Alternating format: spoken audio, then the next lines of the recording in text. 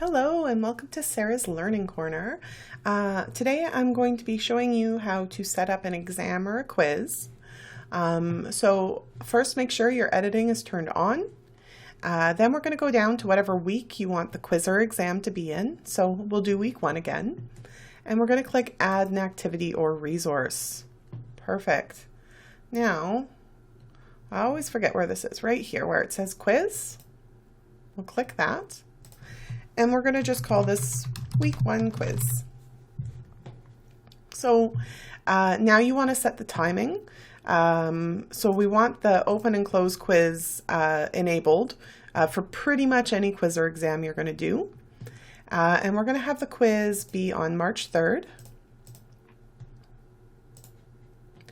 And we're going to have it open. Class starts at 8, so we'll have it open right at 8 a.m.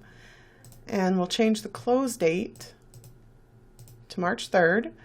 And it's a short quiz, so I'm only going to give everyone 50 minutes to do this quiz. So we'll change this time to 8:50. Now, it's also a very good idea to enable a time limit. So maybe I'm actually only going to give them 35 minutes to write this quiz. But it is an 8 o'clock class, so students are always late. So this way, even though the quiz is open for 50 minutes, they only have 35 minutes. So if they start the quiz at 8:10, they'll still be able to get their full amount of time in. Now, when time expires, open attempts are submitted automatically. This is the default, and this is what we're going to pick. Normally, attempts must be submitted before time expires or they are not counted. It is quite a mean way, I guess, to do things because then the student has the stress of having to keep an eye on the timer and make sure that they do click the submit button before the time expires, or else they're basically getting 0 on their quiz. So let's just stick with open attempts are submitted automatically. Down here for grade, we can pick the category, and I already have an exams category, so I'll just put it there.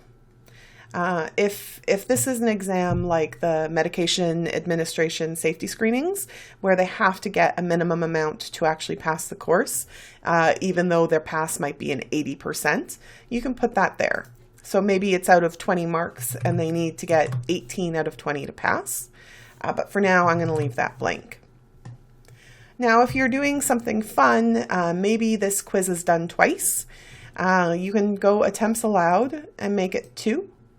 And then the grading method needs to be selected. So are they getting the highest grade out of the 2 attempts, or is it the average of the 2 attempts?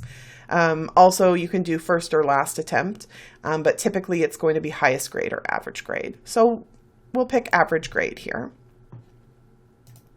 Layout. A new page means that the question will be listed, they'll pick their answer, and then they'll have to click next question. So you can select here whether you want a new, like 5 questions on a page, 2 questions on a page, all of the questions on one page. That's a bit daunting. We typically will do every question. When you're setting up the quiz questions later on, you can also change that layout yourself. Question behavior, do you want it shuffled within questions? Do you want feedback, deferred, immediate? Typically, we're going to leave these as they are. And then review options, we want to just unclick the marks right now because we don't want them to see the marks on the quiz until we've reviewed the statistics and we are happy with the marks, ready to release them. So we can leave that as it is, and as you can see, we can't unselect any of these grayed out options. On appearance, we want to have it as 2 decimal places in the grades. And under extra restrictions on attempts, if you want to put a password, you can put the password here. So I'm going to put the password, we'll click on the little eyeball so you can see it. And I'll set the password as nursing. Now, down here you can enforce a delay, so maybe you want to have a 10-minute discussion in between the 2 attempts. So we'll select Enable and change this to 10 minutes. Perfect. And then down here, require students to accept academic honesty statement. Typically, we don't require them, but if that's something that you're interested in, you can definitely have that selected on your tests. Now, overall feedback, you can set it up so that if a student receives a certain mark, they'll get feedback after they're done the test, but we're just going to leave this blank for now. And then the familiar common module settings. So do you want this hidden for now, maybe until you're done working on it? We'll make sure separate groups is there so that you can sort in the exam by sections. And then restrict access. Typically, you don't really have to restrict access because we have the timing set so that the quiz isn't going to even open until March 3rd at 8 a.m. But if you want to be extra cautious, you can always add a date restriction here too. So let's do that. We're going to change it to March 3rd and we'll set it to 7:55 a.m. And we're done. We can save and return to course. So you can see week 1 quiz is hidden from students. That wasn't necessary because I set a restriction. So we're going to select show. And now you can see it's restricted to students until 7:55 a.m. on March 3rd. So that's great. We've got our quiz set up, but our quiz has no questions. So we're going to just click on the link. And as you can see, it's going to let us know. No questions have been added yet. It also tells us that the grading method is the average grade between the 2 attempts allowed. So we're going to go down here and we're going to go to Edit Quiz. Perfect. So down here, our little Add button, when we click on the drop down, we can add from a question bank, a random question, but we're concerned with adding a new question. And as you can see, it gives you quite a few options. Multiple choice is going to be the big one. There's also short answer, true and false, and then a bunch of others that don't get used very often. So we're going to do just 4 multiple choice questions. So we'll double click on that. Question name, I'm just going to call this Sky. And down here is the question text. So my question, what color is the sky? Now, down here, we can say if multiple answers are allowed. In this situation, I'm just going to allow one answer to be correct. If you want your the distractors to be shuffled, then you'll click Shuffle the Choices. And then you can choose how you want your numbering to look, or just leave it as the basic. Choice number 1 is blue, and we're going to make that correct. So students would get 100% marks for the question if they select blue. And then it's got some feedback down here. If you want to fill that out, that's totally optional. Our next option is going to be black, and as you can see, they are not going to get any credit for this. So I guess hopefully they're not writing this exam at night. Option number 3 is going to be green, still with no correct mark. And number 4, let's say red. So if you had more than 5 options for your multiple choice, you can hit blanks for 3 more choices. And as you can see, now I've got a lot more options. If you hit it by accident, that's fine. If you leave it blank, it won't show up on the exam. Down here is the combined feedback. We're not going to worry about that though. And then multiple tries, if they are getting multiple chances to answer a question, typically we don't do that, so you can just ignore the multiple tries question. So you can hit Save Changes and continue editing. That will leave you on this page, or we can just hit Save Changes and go back to this. So now we'll create question 2, also a multiple choice.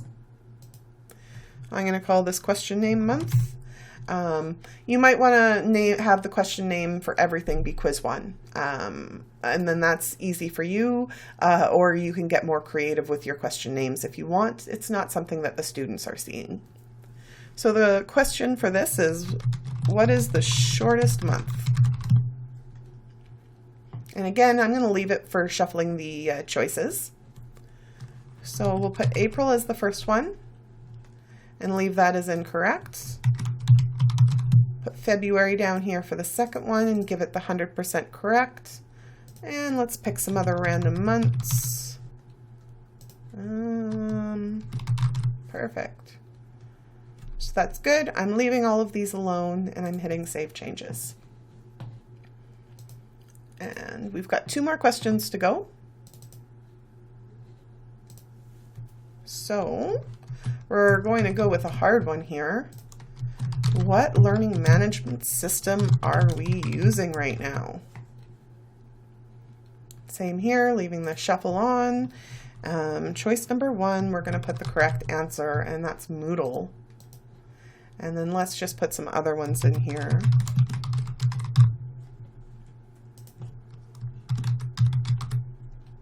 Oops, there we go. Choice number 4, Blackboard. Okay, so I know I've got Moodle marked as correct. I'm done with this question, so I'll hit Save Changes. And now just to shake things up a little bit, we'll add another question. This time I'll do a true or false.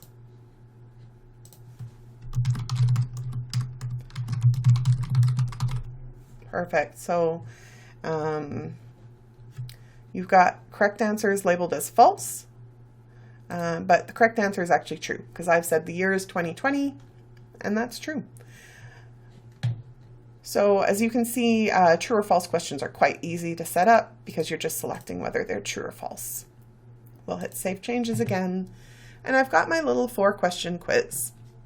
Now, as you can see, it's set up automatically to have the page breaks between each question, but maybe I want questions 1 and 2 on the same page. So I'll just click on that and it removed it. Now, as you can see, I've got 4 questions. They're each worth, each worth 1 mark, but it's got my maximum grade as 100 up here, which just doesn't make any sense. So we need to change this to say 4 and hit Save. Now, once the quiz is done, your students have written, you've looked at the statistics, and maybe you've determined, wow, this LMS question was way too hard. Nobody knows that we're using Moodle.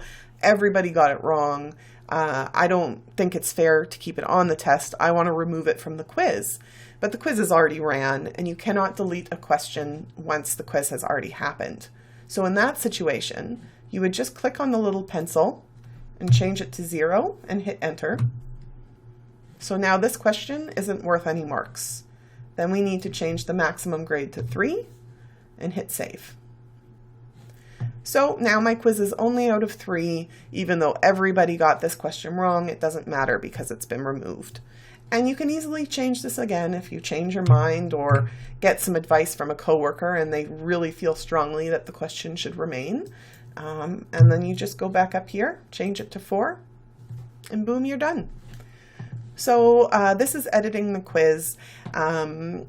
This is the longer way to do it, of course, entering the questions manually. But if you do get yourself a nice quiz bank set up, then you can just select from the quiz bank and edit questions as appropriate. So we'll go back down to week 1 quiz, and we'll just preview it so you can see what it looks like. So even though I'm previewing it, I still have to put in the password, which was nursing. And then it gives me the little warning that I only have 35 minutes to do this attempt. So let's start it. And now as you can see, I've got my 2 questions on the same page.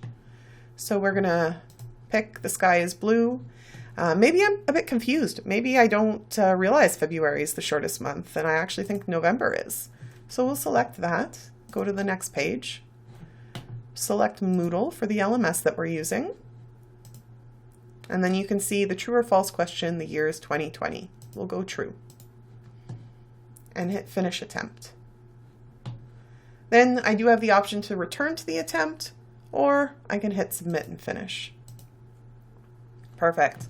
Now this, because we're previewing it, this is not what the students are going to see. This is what you'll see. So I can see that I got, well, it's not showing me which questions I got wrong or not, but it is showing me that I'm finished,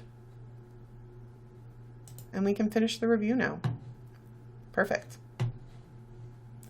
So this is done. We can go back to the course, Our quiz is set up. We've got the restrictions ready. We're happy with the questions, and we can just wait for the quiz to run.